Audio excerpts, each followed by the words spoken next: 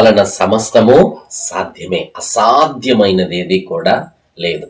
ప్రార్థన శక్తి కలిగినది, ప్రార్థన బలము కలిగినది, ప్రార్థన అభిషేకము కలిగినది. మనల్ని ఇంకా ఆత్మీయత స్థితిలోనికి నడిపించేదే ప్రార్థన, ప్రార్థన, ప్రార్థన. ఆ ప్రార్థన మీరు ఎలా చేస్తున్నారు? ఎలా ప్రార్థన జీవితంలో, వ్యక్తిగత జీవితంలో ప్రార్థన అనుభవంలో గడుపుతున్నారు?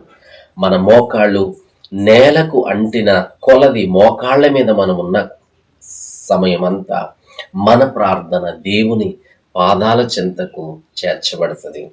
అందుకే మన మోకాళ్ళ ప్రార్థన మన ముఖమును తేటపరుస్తూ మన ప్రార్థనకు దేవుడు వెంటనే త్వరితముగా తొందరగా ఆయన జవాబుని అనుగ్రహించే దేవాతి దేవుడైనాడు. God bless you. ప్రభుకి మహిమ కలుగును గాక. మీ అందరికీ వందనాలు. అలాంటి ప్రార్థన